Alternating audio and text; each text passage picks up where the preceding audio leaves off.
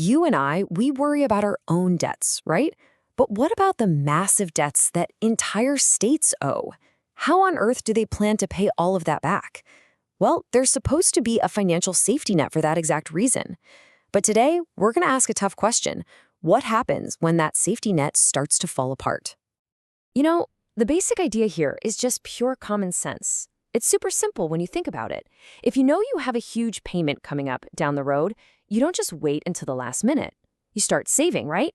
You put a little money aside every month into a special savings jar. In the world of government finance, that jar is called a sinking fund. And on paper, it's the most responsible thing you can do. But here's the real question, isn't it? Is anyone actually putting money in the jar? Or is it just sitting there collecting dust while the bill it's supposed to pay gets bigger and bigger and bigger? So let's dive in and find out. Okay, so before we get into the nitty-gritty of what's actually happening, let's just quickly look at the blueprint. How is this whole financial safety net supposed to work in a perfect world? The official name for this thing is the Consolidated Sinking Fund, or CSF. Think of it as a special savings account that's managed by the country's central bank, the RBI. Now, states voluntarily contribute to it, and that's a key word. Doing so is seen as a sign of really smart, responsible financial planning. It shows a government is serious about paying its bills. And look, the way it's supposed to work is beautifully simple. The state puts money in, the RBI, being the experts, invests that money to help it grow. And over time, this builds up into a really nice cash cushion. Then, when a massive loan payment is finally due, bam, the state can just pay it off, no sweat. It's a fantastic plan. All right, that's the theory. But you know what they say about theory versus practice? It's time to follow the money. Let's dig into the actual numbers for the state of Meghalaya and see what's really going on. Okay, first things first. How much money is actually in that savings jar? According to the official documents, what is the balance in Meghalaya's sinking fund right this minute? The answer is 500 crore rupees. Now, that sounds like a ton of money, right?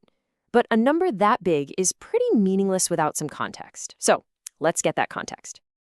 Because that leads us to the real question, the much more important one.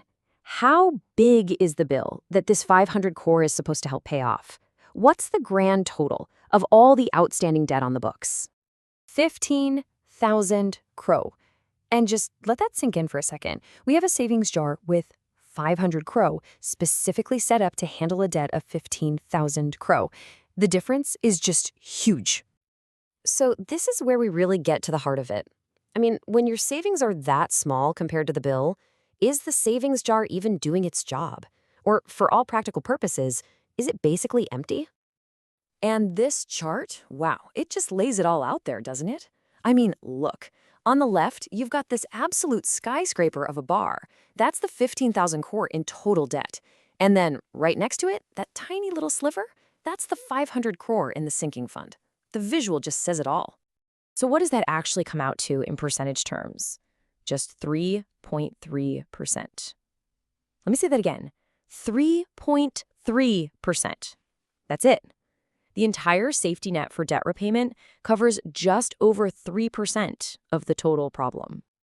And this is exactly why our source material calls it a false sense of security. You think you have a plan, right? But it's like showing up to a forest fire with a water pistol. I mean, yeah, you've got something, but is it really going to help? Not really. It just gives you the illusion that you're prepared. So the final verdict here is pretty clear. The fund is woefully undercapitalized. That safety net we talked about at the beginning, yeah, it's not just fraying, it's got massive holes in it. The very thing that was designed to bring financial stability has become a source of major risk.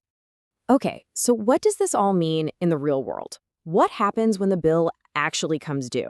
Well, this is where we run into something that experts call the maturity cliff, and it's as scary as it sounds. It's like a domino effect, really. When a huge chunk of that 15,000 crore debt matures, when it's time to pay up, there's no real cash cushion. So what's the only option? You gotta borrow more money just to pay off the old money. You see the problem here? It's a debt trap. You're not solving anything. You're just kicking the can down the road, creating a cycle where debt just keeps piling on top of more debt.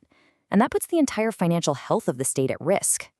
And that leaves us with this one final, really pointed question from the source material. I mean, just think about it.